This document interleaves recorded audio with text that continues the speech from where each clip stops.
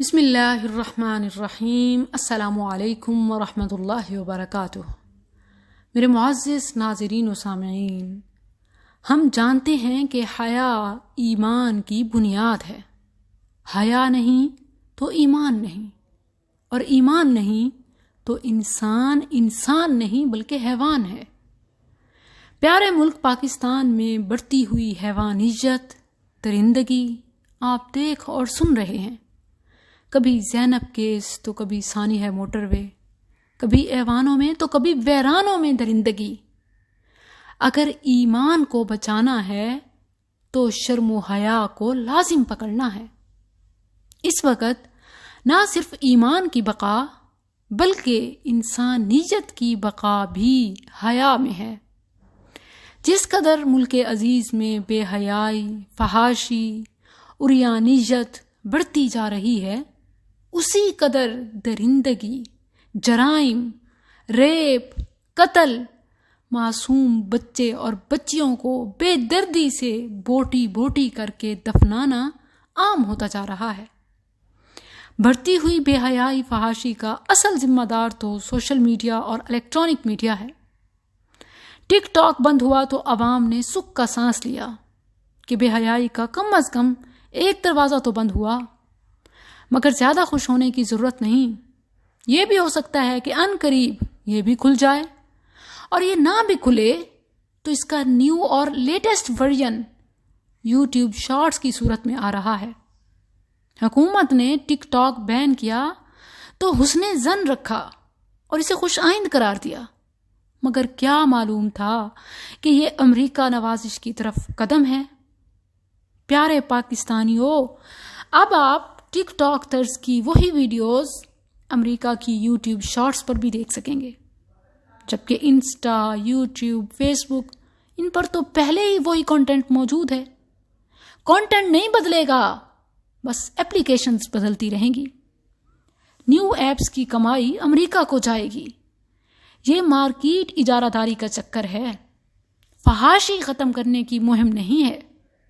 سادہ سی بات ہے، جب قرضے IMF سے لیں گے تو پھر مارکیٹ بھی وہیں سے کنٹرول ہوگی۔ یہ عالمی سرمایہ دارانہ نظام کا چکر ہے، اسلامی نظام لانا نہیں ہے، بے حیائی سے بچانا نہیں ہے، فحاشی ختم کرنے کی مہم نہیں ہے۔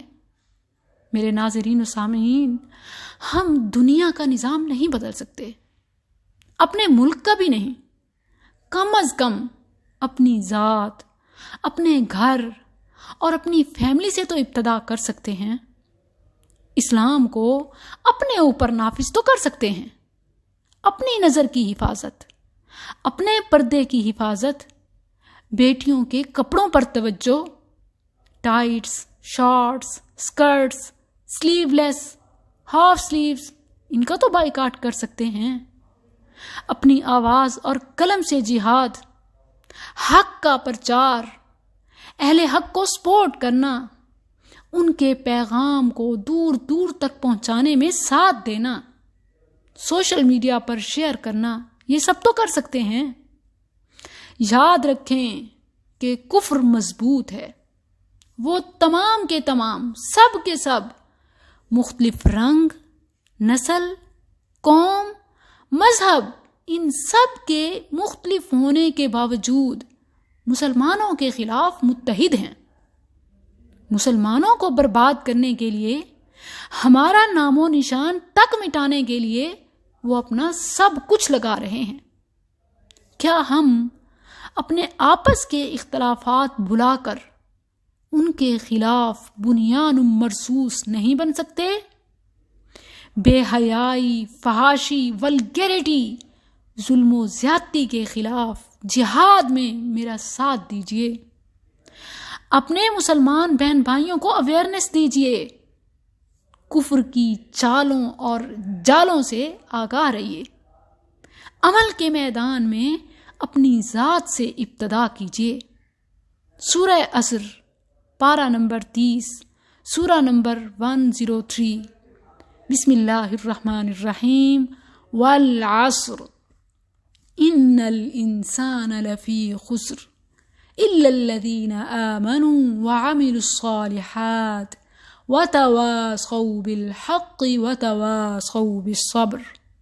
زمانے کی قسم، بے شک انسان گھاٹے میں ہے مگر جو لوگ ایمان لائے اور نیک کام کیے اور ایک دوسرے کو حق پر قائم رہنے کی اور صبر کرنے کی وصیت کرتے رہے تو وہی لوگ کامیاب ہو گئے. ہر پاکستانی، ہر مسلمان اپنی ذات سے ابتدا کرے. بے حیائی، فحاشی اور ظلم و زیادتی کے خلاف اپنا حصہ ضرور ڈالیں.